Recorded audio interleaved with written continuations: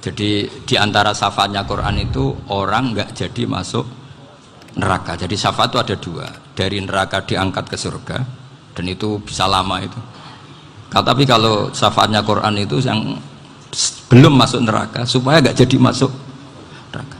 Karena neraka juga punya aturan, dia juga kena aturan fikih. Jadi, loh betul ini, saya ada guyon. Jadi kena konstitusi apa? Fikih. Sama tak ceritani syafaatnya Quran itu ada orang itu beling itu fasik. Itu dihafal surat Tabarok. Hafal betul. Tabarakalladzi biyadihil mulku wa huwa ala kulli syai'in qadir alladzi khalaqal mauta wal hayata. Pertanyaannya gini, boleh enggak orang menginjek surat Baqarah? Boleh enggak? Enggak. Padahal orang hafal Quran itu artinya ayat itu ada di hatinya. Fa inna wa ta'ala la yu'adzibu qalban wa al-Qur'ana.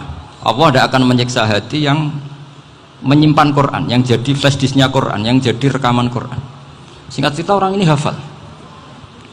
Pas ketemu Mungkar Nakir prosedur kan, ini orang fasik mau diantemin sama Mungkar Nakir. Prosedur ya, dia kan prosedur standar. Si surat Tabarok akhirnya menjelma jadi seseorang yang gagah berani. Kamu nggak boleh nyiksa orang ini. Saya ini kalamullah. Kalau kamu nyiksa dia berarti nyiksa saya. Kamu berani sama kalamullah. Wah ya tidak berani jadi Mungkar Nakir. Tapi orang itu nakal, harus saya gebukin. Tapi kata Quran tadi, tapi saya di situ pasti kena saya. Oh debat, nggak ada lajnahnya, ini nggak ikut. Kalau Gus Wirjon ikut jadi lajnah. Kalau jadi lajnah pasti kroninan. Kalau santrinya dimenangkan nanti. Akhirnya debat. Ya sudah kita ketemu Allah. Akhirnya Mungkar Nakir sama Quran tadi surat Tabarok datang, sowan sama Allah. Terus kata Allah, memangnya kenapa Mungkar Nakir? Saya harus nyiksa dia karena dia fasik ya Allah. Memangnya kenapa surat Tabarok?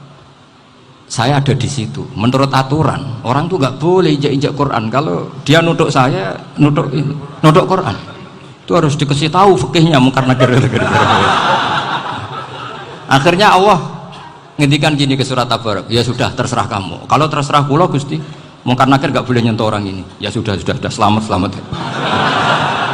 Sehingga terus itu sama baca di termasuk mukjizatnya surat Tabarok di tafsir Ibnu Katsir banyak. Karena tadi logikanya malaikat itu juga kena aturan fikih. Sehingga banyak ulama termasuk Said Muhammad ngendikan pertanyaan Mungkar Nakir itu tidak semua orang kena. Kalau semua orang kena nanti kalau tanya Nabi Muhammad, waman nabiyuka?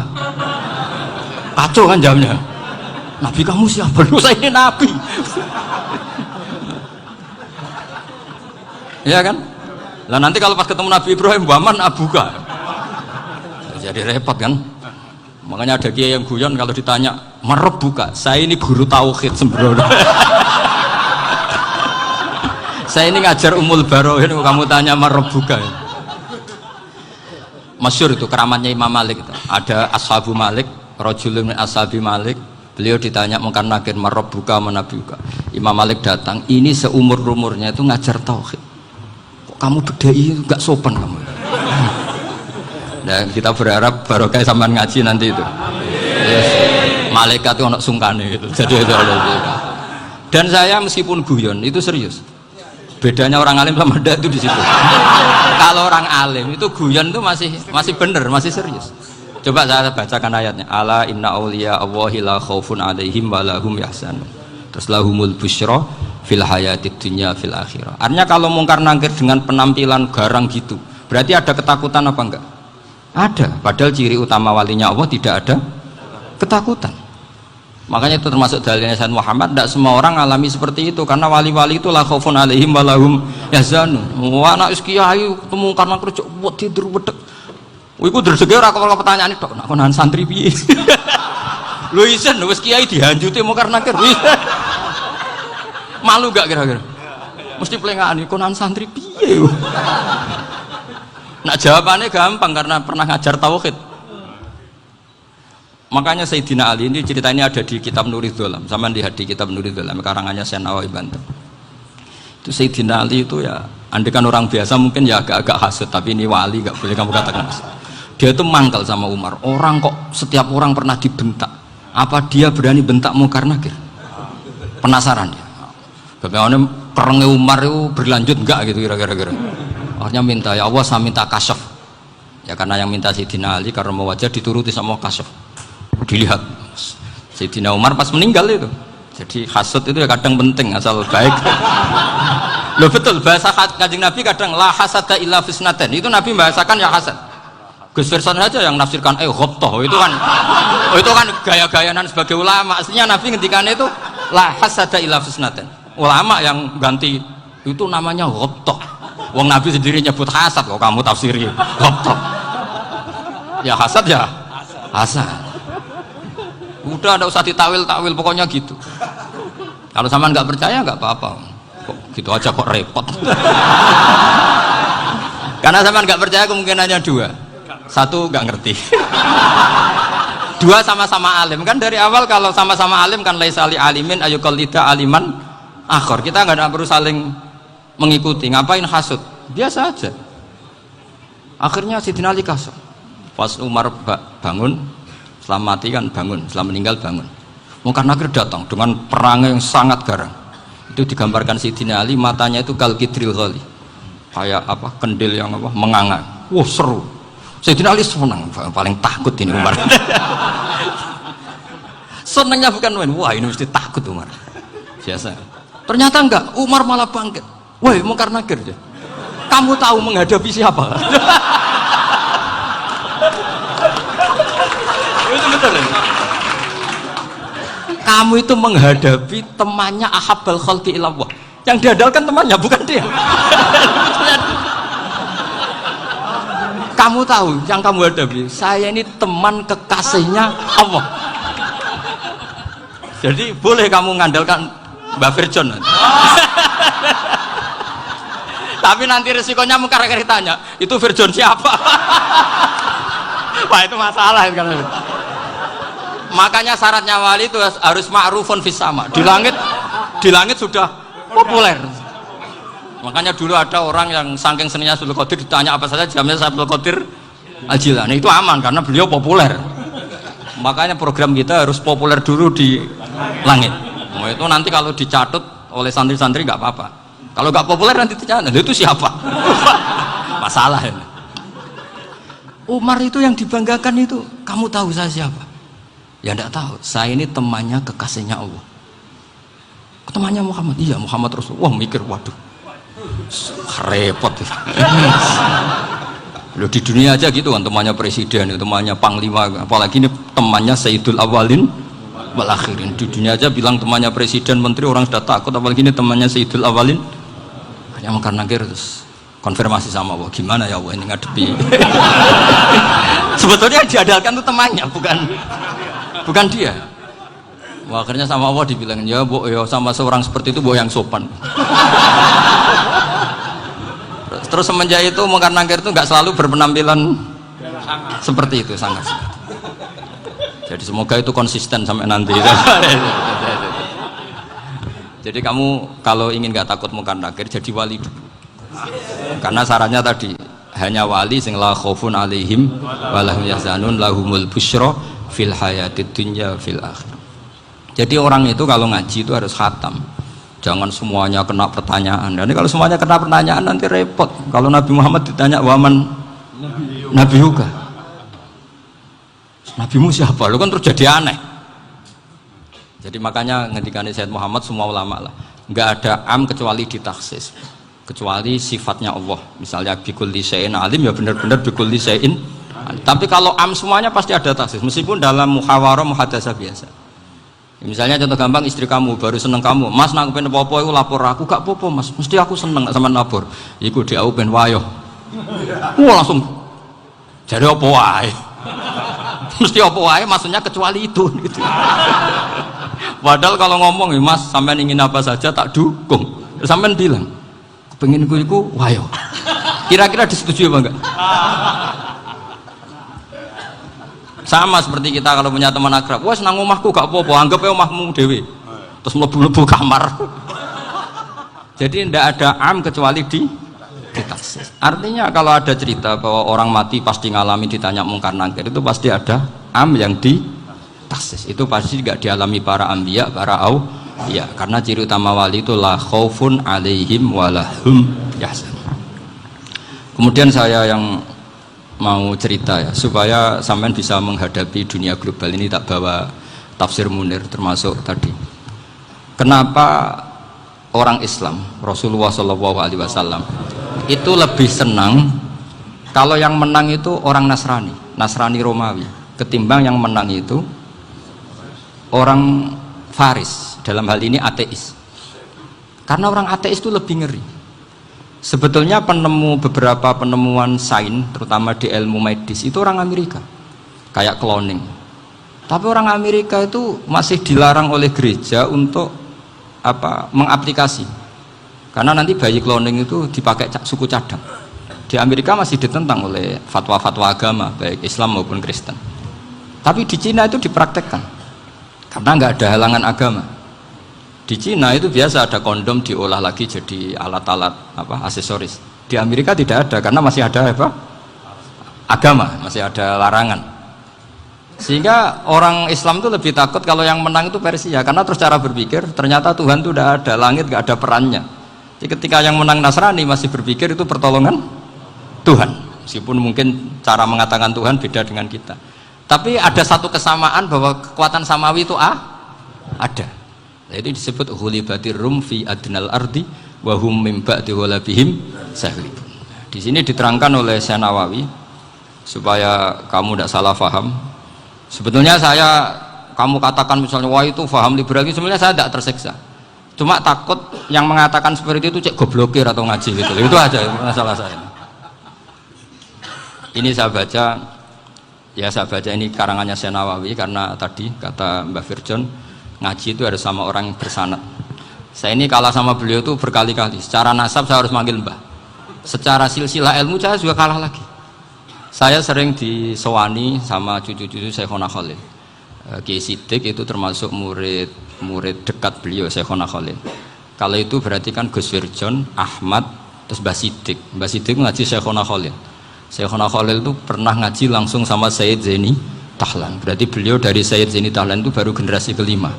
Sementara saya itu sudah ke-7 atau ke-6. Saya, Mbah Mun, Mbah Karim misalnya, Mbah Hashim, Mbah Mahfud Termas, Sayyid Abi Bakar Sato yang ngarangnya Anatul Talibin, baru Sayyid Zaini Tahlan. Berarti saya ke-7, kalah lagi. Tapi untuk jadi wali biasanya cepat saya. Karena syaratnya jadi mbah itu ngalah demi putu. Jadi kalau beliau ngotot, saya dulu Gusti, saya mbahnya. Wah itu mbah yang nggak baik. Pasti jatahnya dikasihkan apa? Cucunya dulu.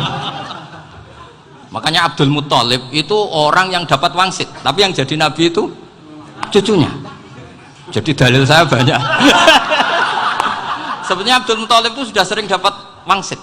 Karena saya bahasakan wahyu, Nabi yang protes, enggak nabi kok dapat wahyu. Tapi sebetulnya Abdul Muthalib itu masyhur. Kalimat-kalimatnya menunjukkan bahwa beliau itu sudah dapat wahyu kalau nanti cucunya itu jadi nabi. Makanya senangnya bukan main Abdul Muthalib sama Rasulullah. Putu seneng, mbah seneng putu. Jadi mungkin, jadi sampean enggak usah protes loh. Yang jadi wali kok cucunya. Dulu betul. Dulu Mbah Hamid Pasuruan itu kalau Mbah Ahmad Siddiq ke sana, Mbah Hamid Pasuruan kalau manggil Mbah Ahmad Siddiq itu paman. Tapi pamannya minta ijazah ke ponaan. Apa ya gara-gara itu memang. Kalau itu masih berlaku apa? Ngalah tadi. Kayaknya masih apa? Hawane masih. Hawane masih. Karena melihat tren-tren langit masih gitu kayaknya masih. Masih itu. Ya, tapi mbahnya tetap dapat jatah, tenang saja nanti. Tapi memang sebaiknya mbah itu legowo. Rasulullah Muhammad SAW itu terkenal min dzurriyyati Ibrahim. Tapi kata Rasulullah, ana dakwatu Ibrahim wa bisyaratu Isa. Aku nganti ngene iki barokah dongane Nabi siapa? Ibrahim. Jadi dongane Nabi Ibrahim ya tiba teng putu. Jadi banyak bukti bahwa jatuhnya ke putu gitu. Tadi saya di kamar sama beliau berduaan. Nih Mbah sing dadi wali di sini, aku webang. Cocokan tadi. Nah, kenapa saya akhir-akhir ini gulirkan daftar wali? Kenapa? Saya ini resah ya, orang sudah ingin dicintai pejabat, dicintai tetangga, dicintai teman. Tapi kadang-kadang orang lupa lagi dicintai Allah. Makanya saya meskipun guyon, tapi ini amdan, bukan sahwan. Supaya orang punya cita-cita lagi jadi wali, ingin dicintai Allah. Kita ini terlalu lama ingin dicintai makhluk, dicintai makhluk. Mbok ya naik kelas sedikit lah. ingin dicintai Allah Subhanahu wa ta'ala. Meskipun saya guyon, tapi tadi guyon saya tuh lebih serius ketimbang serius Anda. Karena tak pikir saya tuh kalau pergi itu seneng ngebis, bukan karena saya tidak punya mobil, tapi saya sering mau butuh itu supaya nggak diganggu, karena saya tuh harus punya waktu sendiri. Kalau bis kan ketemu orang nggak kenal, tapi sekarang ya agak susah, banyak yang kenal, dan susahnya lagi nggak minta ijazah, minta foto. Aduh, repot tuh. Mau dibenci itu umatnya Rasulullah Shallallahu Alaihi Wasallam, mau disetujui itu sanatnya mana? Kalau ketemu orang alim minta apa? Foto. Itu nggak ada sanatnya. Nggak tahu saya itu mazhab dari mana itu. Ya mazhab milenial yang jelas itu kan.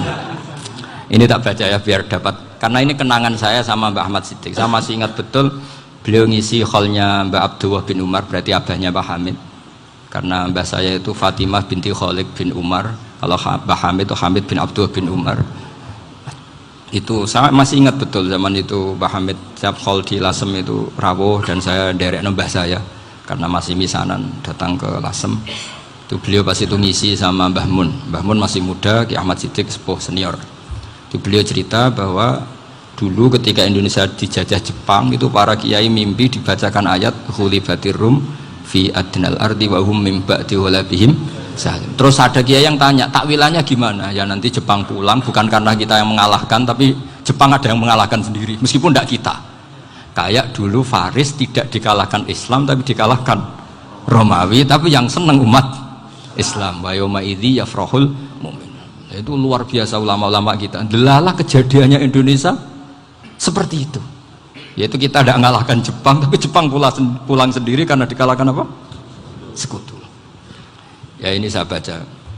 Ini tidak usah dicek bacanya benar apa enggak, sudah aman apa? Aman. Karena kalau saya salah itu ya sengaja. Artinya ya sengaja saja. Ya biasa maksudnya. Saya kemarin ngisi di Pondok Peloso, di Pondok Al Munawir Jogja. Salah itu ada dua, ada salah memang benar-benar salah, itu nggak apa-apa, bisa dimakfu, karena mesti sangke wong goblok salah yang terus itu. Ada salah bawaan ilmu, itu repot tuh dadan ini. Karena misalnya kita yang biasa belajar qiraah sabah wayah sibuhu, mesti diulang lagi wayah sabuhu, karena qiraahnya Imam Asim itu hasibah yah sabu bifathis sin, sementara kita kalau ngaji kitab kulino yah sibu. Sehingga kita yang biasa belajar sabah itu kalau baca kitab itu kayak orang bingung. Kadang-kadang yang ngaji juga bingung, Gus Pak mocok di bulan pilih ya tepat-tepatan, ada yang mengatakan Gus Pak bingung, ada yang mengatakan Gus Pak alim alama, ya tepat-tepatan nasib tadi. Karena memang ya sab'ah memang seperti itu. Misalnya kufuan itu Imam Asim baca kufuan, tapi beliau punya murid namanya Syu'bah, itu kalau baca kuf'an. Makanya kita itu, ini kan khataman Quran ya, jadi saya menyinggung sedikit tentang qiraah sab'ah. Tadi beliau juga sudah tak kasih kitab saya Hifdzuna Liyadal Mushaf. Sama tak ajari latihan sab'ah, memang angel ya. Makanya yang nggak bisa itu wong pinter, sudah tahu angel ya nggak usah diteruskan kan. Orang menghindari barang angel itu pinter apa goblok? Pinter. Berarti wong goblok pinter. Saya tuh makanya sama orang goblok tuh respect. Jadi orang alim tuh angel apa gampang? Angel. Menghindari barang angel pinter apa goblok? Loh, orang menghindari barang angel pinter apa goblok? Pinter. Berarti wong goblok pinter. Jadi saya sama orang-orang goblok itu respect. Sudah tahu jadi orang alim angel ya barang angel ya harus dihindari. Makanya saya ini insya Allah umatnya Nabi yang termasuk yang terbaik. Amin. Karena mencintai umatnya Nabi termasuk yang goblok. Waduh. Itu tidak gampang itu. Karena tadi sudah tahu ya. Seperti itu loh orang naik panjat pinang itu yang naik karena ingin hadiah. Yang nonton sudah tahu wah licin kok dinaikin mau keplodok ya. Tapi orang sepakat yang nonton juga pinter karena sudah tahu ribet kok. Tukun yang pasar kena lah apa mana. Sama juga gitu. Ngalim tafsir angel, ngalim fikih angel. Tapi karek ngaji ngerekam kan gampang. Itu pinter apa goblok? Pinter. Iya. Makanya kula niku mbok burohno ngono tok. Saya tadi dinasihati Mbak Firjon, muga-muga hati saya selamat. Saya itu meskipun kata orang banyak, muhibbin saya banyak, tapi saya insya Allah tidak riya. Saya itu pakai kitab namanya Tasbitul Fuad, itu karangannya Said Abdul Al-Haddad. Ketika beliau punya muhibin banyak ditanya, bagaimana ya Habib Anda menjaga hati Anda? Jamnya Said Abdul Al-Haddad itu unik. Innama azzamu Allah. Mereka itu sebenarnya menghormati Allah. Cuma butuh sarana, dan itu saya. Jadi saya tahu sampean semua itu mencintai Quran, mencintai sunnah Rasul, mencintai hadis-hadis Rasul. Cuma sampean kan karena nggak paham, terus manfaatkan saya. Jadi sebenarnya saya ini korban. Korban. Jadi saya mau riak gimana? Korban kok mau. Bangganya di mana tuh? Coba sampean misalnya ngaji tafsir, belajar sendiri kan susah. Terkibnya susah, maknanya susah, bahkan beli kitabnya kadang nggak kuat. Loh, untuk jadi alim tafsir itu kan harus beli kitab. Loh, saya sering belajar kitab itu jutaan. Tafsir Tobari, saya pernah beli kitab Fakhrur Razi itu berapa coba? 27 jilid. Karangannya Fakhrur, belum karangannya ulama modern, Imam Sya'rawi. Itu berapa jilid? Itu jutaan. Saya kemarin juga dihadiahi kitab Pak Quraish Shihab namanya Faidul Bari fi Syarhil Bukhari. Pak Quraish Shihab yang terkenal. Dia sering diskusi sama saya. Saya ngasih hadiah beliau, beliau ngasih hadiah saya. Wah, itu harganya nggak kuat. Tidak kuat, kadang di Indonesia nggak ada coba. Dan sama orang hebat menghindari kesulitan itu. Nah, kesulitan itu sebab ngaji ikut, kalau nggak paham dirukok rekamannya sudah gitu. Pinter mana sampean sama saya? Pinter sampean kan? Bikin sosis susah, beli aja kok repot kan. Makanya nggak boleh orang bilang, wah aku goblok reso tafsir, aku wong pinter. Makanya nanti kalau saya ketemu Nabi tidak termasuk orang yang mentahkir orang Islam. Kafabil mari isman ayah kira akhahul muslim. Jadi cukup orang itu dosa kalau menyepelekan orang Islam, termasuk darani sampean goblok itu dosa. Caranya nggak darani goblok ya tadi di logika tadi. Alim itu angel, gendari angel itu pinter, berarti wong bodoh pinter ya sudah gitu. Tapi tetap bodoh. Tapi ini satu cara untuk saya respect gitu. Coba orang yang ngaji tafsir saya banyak, mungkin ribuan. Itu sebetulnya mencintai Quran. Karena Quran adalah kitab suci yang panduannya umat Islam. Sangat mencintai Quran. Terus kemudian mereka nggak paham.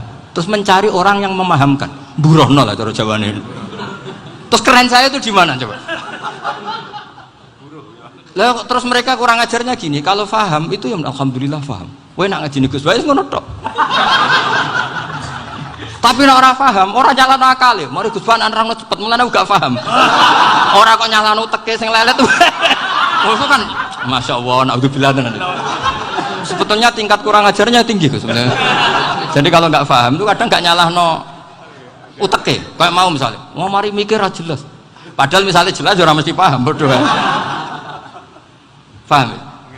Jadi kata Said Abdul Haddad, innama azzamu Allah. Sebenarnya mereka itu sangat menghormati Allah. Makanya kita nggak perlu mengatakan wasilah itu kafir, nggak akan. Karena orang tawasul sama Rasulullah itu ingin dapat ridhonya Allah lewat orang yang dicintai Allah. Kita mencintai wali sebenarnya, wah itu kekasih Allah. Kita mencintai itu karena mencintai Allah. Sama seperti gini, kamu mencintai kangkung apa enggak? Sebenarnya sama sekali enggak. Tapi kamu ingin sehat, ada asupan gizi. Kamu ingin tubuh kamu sehat, butuh asupan gizi. Kemudian kamu makan kangkung. Apa terus kamu cinta kangkung? Kan enggak. Cinta kesehatan kamu sama. Orang yang mencintai saya sebenarnya ingin kepuasan rohani. Saya kan termasuk kiai yang torekonya gampang. Ini swarga, kan akhirnya penggemarnya banyak. Coba kalau kamu neraka. Jadi sebetulnya Anda mencintai kepuasan Anda sendiri. Nah, saya ini korban. Makanya untuk masuk surga cepat saya, korban itu cepat. Da'watul mazlum la turaddu kan gitu. Laisa bainahu wa bainallah hijab. Jadi saya kalau dongo langsung seret langit. Karena mazlum. Saya sinau tafsir itu, Mbak, sampean bayangkan ada tafsir itu sudah 27 jilid. Sekarang Fakhrur Razi itu bulatnya bukan main. Karena dia ahli filsafat. Bulatnya Masya Allah. Sudah gitu sinau Jalalain kadang dikomen oleh Sawi. Sudah kita percaya Jalalain jebule dibuli Sawi. Percaya Sawi dikandani, "Oh iku Maliki rasa ribet." Sudah gitu sinau Qurtubi, sinau tafsir Tobari itu susahnya. Belinya susah, belajarnya susah. Padahal saya punya keluarga, punya istri, punya anak. Bayangkan kalau istri saya rewel kayak istri sampai. Wah itu. Tapi alhamdulillah enggak. Sama sekali enggak. Allah sudah milihkan, wah ini bahaya kalau punya istri rewel. Imam Sibawai itu kitabnya banyak, tapi yang terbukukan hanya kitab Sibawai. Karena beliau kalau sudah belajar lupa istri. Hanya pas beliau di pasar, kitabnya dibakar semua sama istrinya. Karena dianggap saingannya. Ternyata yang dicerai tidak kitabnya, malah istrinya. Itu Imam siapa? Sibawai. Tapi alhamdulillah kitab saya nggak terbakar, aman. Saya teruskan ya. Jadi untuk menjaga riya dilatih innama azzamu Allah. Sebenarnya mereka itu menghormati Allah. Sehingga wasail-wasail itu sebenarnya nggak pernah jadi subjek pelaku utama, enggak. Tetap Allah. Sebab itu kata Sayyid Muhammad, kamu kok mengatakan wasilah itu kafir itu gimana? Ketika innallaha qad ba'atsa lakum taluta malika. Talut itu ya manusia. PD-nya itu apa? Inna ayata mulkihi ayyatiyakumut tabut fihi sakinatum mir rabbikum wa baqiyatum mimma taraka alu Musa wa alu Haruna tahmiluhul malaikah. Jadi beliau PD itu kalau bawa sunduk semacam peti sakti, sing di situ ada baqiyatum mimma taraka alu Musa wa alu Haruna tahmiluhul malaikah. Ya kayak semacam jimat ya. Tapi saya bukan mensyariatkan jimat enggak, karena nanti banyak penjual yang pembohong juga gitu loh. Cuma cerita, kamu tidak usah mengatakan kafir. Dulu Tolut PD-nya kalau bawa sunduk semacam peti kesaktian yang di situ ada baqiyatum mimma taraka alu Musa wa alu Haruna tahmiluhul malaika. Sehingga Khalid bin Walid meskipun beliau sahabat dan menyaksikan wajah Rasulullah SAW, itu bawa sya'aratun min sya'aratihi Rasulullah SAW, bawa rambutnya Nabi. Perang kemana-mana itu diletakkan di pecinya. Nanti sama tanya lagi, masa pakai peci Khalid bin Walid ini? Wah panjang, sampai itu repot. Sampai tak warai ngaji usul fikih. Usul fikih itu kalau ngaji itu ada istilah tangkihul manat. Ini mesti ini wilayah yang kita bisa berdebat sama Mbah Firjon. Dulu itu musuh saya karena saya makili Anwar, beliau makili Peloso. Tapi tahu-tahu kalah tua terus saya mengundurkan diri. Di fikih itu ada istilah, ada tangkihul manat, ada tahqiqul manat, ada tangkihul manat. Tangkih itu kira-kira gini, lafadz hadis itu dibuang sekian untuk tahu bahwa itu madarul hukmi. Misalnya gini, tak beri contoh paling gampang. Sama harus paham, kalau nggak paham nggak pinter-pinter. Ja'a a'rabiyun ila Rasulillah sallallahu alaihi wasallam. Ya karena ini menghormati Mbah Ahmad Siddiq, saya orang alim, jadi ngaji ini tetap ada suasana alim. Ya harus ada suasana alim. Nggak perlu jadi orang alim tadi susah. Sudah ngedari susah itu pintar. Sudah itu aja. Jadi orang alim susah, ngedari barang susah pintar. Berarti orang tidak alim pintar. Nah, meskipun tetap sudah itu pegangi sampai mati nanti. Loh, jadi orang alim itu repot. Itu kata Imam Ghazali, kalau orang alim kalau mau masuk surga itu sama Allah nggak boleh. Kif, kamu nggak boleh langsung masuk surga. Coba cari umat kamu, syafaati dulu. Nah, saya takut nyari sampean nggak bisa kembali. Saya tidak punya rencana itu. Pokoknya mau masuk. Golek sampean kuaduan. Aduan balik raroh dewe, wah repot nanti saya. Berat jadi orang alim itu berat. Ya saya teruskan ya. Ada tangkihul manat. Ja'a a'rabiyun ila Rasulillah sallallahu alaihi wasallam. Faqala ahlaktu wa ma ahlakaka qal waqtu imraati fi nahari Ramadan. Ya sidang kita, saya ini rusak ya Rasulullah. Kenapa? Karena saya menjima istri saya fi nahari Ramadan. Terus kata Nabi, kamu harus bayar kafarah. Napa Nabi kafarah? Puasa 2 bulan. Wong baru 1 hari aja terjadi gitu kok disuruh puasa 2 bulan. Ya tidak kuat ya Rasulullah. Baru berapa hari saya puasa aja kecelakaan seperti itu. Apalagi kalau sampai 2 bulan. Enggak ya Rasulullah. Ya sudah kalau gitu kamu pertama ngasih makan apa? Itku rokobah kan, pertama merdekakan budak. Tapi kan sekarang nggak ada budak makanya terus sekarang langsung puasa. Wah ini nggak bisa semua. Ya sudah ngasih makan orang 60. Kasihkan siapa ya Rasul? Ya orang fakir. Saya ini paling fakir. Di kampung saya ini orang paling fakir. Jadi mulai dulu orang fakir itu hubungan suami istri itu paling lancar mulai dulu. Makanya orang fakir itu anaknya banyak. Karena hiburannya hanya itu. Wong Ramadan aja. Coba mau ke ATM nggak punya uang, mau antri di bank nggak punya, mau apa coba? Itu mulai dulu. Ini sanatnya mutasil. Wah, akhirnya sudah sanksinya kan tadi ya itqu raqabah atau puasa 2 bulan berturut-turut atau ngasih makan 60 orang miskin. Lalu kata ahli usul fikih, kata a'rabi dibuang, nggak menjadi catatan hukum. Orang kota pun kalau melakukan itu juga kena sanksi yang sama. Imro'atahu juga dibuang. Andai kan itu dilakukan untuk amatnya juga ketentuannya sama. Nah sekarang perdebatan antara Imam Syafi'i dan Imam Malik begini. Sekarang pertanyaan gini, jima istri itu hukumnya boleh apa haram? Boleh kan? Lalu kalau ada orang tanpa udzur kemudian makan siang-siang, cara Imam Malik hukumnya sama, harus kena sanksi yang sama.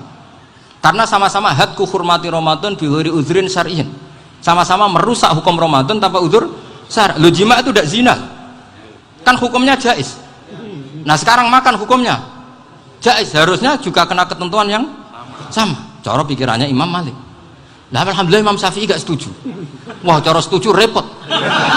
Bahkan orang-orang Syafi'i sudah punya khilaf, kalau gitu minum dulu. Iya, biar gak kena. Iya, biar iftarnya pakai minum. Setelah minum baru jima kan. Ya. Ini sudah menyiapkan khilafnya. Ini khas Syafi'i ini, bongsong rekayasa hukum. Nanti bisa belajar jauh cara ngakali hukum. Makanya guyonan yang masyhur Gus Dur itu gitu. Ada seorang kiai atau Gus lah, ya punya salah, namanya manusia kan punya salah, entah cangkruk entah apa, pokoknya punya salah. Ada wartawan yang ngiranya semua kiai itu orang suci, sehingga tanya sama Gus Dur, Gus itu ada kiai kok ya pokoknya salah lah gitu. Tapi jangan bayangkan dosa besar, enggak, kecil-kecil aja. Itu gimana itu, padahal kiai kan orang suci. Jawabnya Gus Dur lucu, ya justru yang boleh salah itu para kiai, kalau kamu nggak boleh. Loh, kok bisa Gus? Karena mereka tahu caranya tobat. Repot. Kalau kamu nggak tahu caranya, sama pelanggaran hukum itu ya harus pakar-pakar hukum. Ya. Itu yang tahu caranya rekayasa. Kalau kamu ya kena pasal kan ya. Jadi kamu jangan niru saya. Saya ini punya sekian cara untuk nah, itu namanya khilaf. Makanya kata Sayyid Muhammad, kamu tidak usah anti khilaf, karena Abu Hanifah itu membolehkan khilaf, kitabul khiyal. Yang penting kamu soleh dulu, setelah soleh nanti Allah maklumi. Soleh dulu, syaratnya soleh dulu. Kalau tidak soleh jangan. Contohnya gini, ada orang mau puasa lemes sekali, mau makan, gampang. Kalau langsung makan kan kayak hadku hormati Ramadan biwiri udrin syar'iyyin. Aku langsung mau jembera sowan Mbah Firjon. Sudah status saya apa? Musafir. Sudah berangkat aja sampai Tuban makan, nanti kalau nggak jadi ya nggak apa-apa, sudah kan mulai pergi sudah musafir. Saya tidak tahu nanti malaikat tertarik gebuki nggak tahu, tapi itu ada khilafnya, asal soleh lah. Karena kata Sayyid Muhammad dan semua kitab mengatakan itu, kalau sama nggak tahu ya kebablasan. Nabi Ayub, yang nabi yang terkenal gudikan itu siapa? Ayub ya? Itu yang Israiliyatnya kan seru lah. Gudikan dikukur bek kreweng itu terlalu lah kalau itu. Untuk kreweng konti ning Arab ora ono kreweng itu sudah masalah itu. Singkat cerita, Nabi Ayub ketika diasingkan kaumnya itu kan nggak punya sumber makanan. Lah orang lelaki itu mulai dulu egois. Istrinya Nabi Ayub itu cantik sekali, udah cantik, rambutnya bagus. Makanya kamu nggak usah tanya kenapa istrinya kayak banyak yang cantik, ya nah warasatul anbiya, nggak boleh gitu. Kalau nggak cantik ya warasatul anbiya dari segi balak. Istrinya Nabi itu semuanya cantik, nggak usah tanya sebabnya apa, pokoknya gitu semuanya cantik. Singkat cerita, beberapa kali istrinya Nabi Ayub itu kerja demi bisa nafkahi Nabi siapa. Suatu saat itu tidak ada pekerjaan yang cukup untuk beli roti. Satu-satunya peluang dapat rezeki itu putrinya raja itu rambutnya berondolin. Terus ada sayembara siapa yang rambutnya bagus mau dibeli. Sampai rambutnya istrinya Nabi Ayub itu dijual. Nabi Ayub tersinggung karena itu mengurangi kecantikan. Jadi lelaki mulai dulu gitu. Udah nggak urun kalau istrinya nggak cantik itu komplain. Itu khasnya lelaki. Jadi kalau kamu gitu ada sanadnya juga, tenang saja ya. Komplain ya pegawaian itu. Saking mangkelnya Nabi Ayub terus ngendikan la adriban naki mi'ata sautin. Kamu akan saya pukuli dengan mi'ata sautin atau dengan 100 cambukan. Atau mi'ata dikhtin atau mi'ata apalah sesuai konteks zaman itu. Engko namanya pecut tuku konti kok ribet lagi. Singkat cerita akhirnya ketahuan bahwa istrinya menjual itu demi Nabi Ayub. Allah nggak ridho kalau kekasihnya yaitu istrinya Nabi Ayub wis perjuangan kayak gitu malah kena hukuman. Tapi Allah juga nggak ingin kekasihnya yang bernama Ayub melanggar sumpah. Padahal beliau sudah sumpah, wallahi demi Allah nanti tak pukul dengan 100 kali. 100 kali dengan lidi lah misalnya, contoh yang gampang tuh lidi. Akhirnya sama Allah dikasih satu solusi. Wa khud biyadika dikhtan fadrib bihi wala tahnas. Ya sudah, lidi itu ikat jumlahnya 100. Terus pukul sekali saja. Anggap saja sudah 100. Iku pangeran sing wari ngakali ngono iku pangeran. Tapi syaratnya soleh. Syaratnya soleh. Jadi kalau kamu anti khilaf berarti anti ajarannya Allah di ayat itu. Wa khud biyadika dikhtan fadrib bihi wala tahnas. Itu dulu ada, ini cerita di Ithaf, ini cerita terakhir, ini sudah, sama jangan nama sudah. Terus pengumuman tadi, yang nggak pernah sepuh ngutang saya itu haram tadi. Karena tadi saya punya kewajiban di rumah yang bisa menggugurkan ya kewajiban yang lebih besar. Lebih besar itu ya tadi, bisa pernah guru, pernah sepuh, yang jelas nggak umur. Umur sampean menangkap itu, tua-tua serepot itu. Ada raja itu ganteng kaya, senengannya nikah perawan cantik. Oh, itu semua kampung mesti kenal. Mungkin digilir atau gimana pokoknya. Suatu saat ada pemuda suka sama perempuan yang di kampungnya, cantik sekali. Kemudian pemuda ini ternyata pekerja di kerajaan itu. Tiap hari ditanya, oh itu yang di kampung yang cantik siapa? Mau saya nikahin gini. Wah bahaya ini, saingannya raja. Jadi yang dibidik pemuda tadi itu saingannya. Si raja ini orang yang namanya raja kan gengsinya tinggi. Kaifatang kihuha wa qad ra'aitu qad qabbalaha rajulun. Kok mbok nikah piye? Saya itu pernah melihat dicium lelaki. Wah, gak mau. Gak gelem wis kadung ditambung lan wa qad qabbalaha rajulun. Saya pernah melihat sendiri qabbalaha rajulun, dicium oleh lelaki. Wah, sudah gak minat raja langsung gak keren. Suatu saat pemuda tadi nikahi perempuan itu. Rajanya marah-marah. Kamu lelaki gak punya harga diri gini. Gak punya selera, gak punya harga diri, sudah pernah dicium orang kok tetap dinikah. Terus bilang ke raja, ta'rif manir rajul, lelaki itu siapa? Abuha. Kamu tahu lelaki itu siapa? Sopo? Abuha. Bapaknya. Saya kan hanya bilang rajulun. Pernah dicium lelaki. Lah pikirannya raja itu lelaki kue-kue ngene iki. Tapi butuhnya canom mau rojo ben gak sido itu aja tuh. Baru kayak digulirkan gitu, wakot kebalaha rojulun. Wah nggak mau. Setelah itu satu saat pegawainya tadi nih kayak perempuan. Kamu nggak punya harga diri gini. Kamu tahu mandir rojul apa abuha? Wah nak ngono aku gak apa-apa. Lah monggo sakniki wis bojo kula. Ora trimo wis diambung wis macam-macam. Lah itu namanya khilah. Apa? Khilah. Kalau di Balawa disebut tauriyah atau apalah. Tapi saya tidak ngajari sampean seperti itu. Sudah pinter sebelum saya ajarin. Bangsa ngakali kan sudah pinter. Ya ini terakhir tak baca Arabnya saja nanti. Bismillahirrahmanirrahim. Biar dapat barokahnya Syekh Nawawi juga barokahnya guru-guru.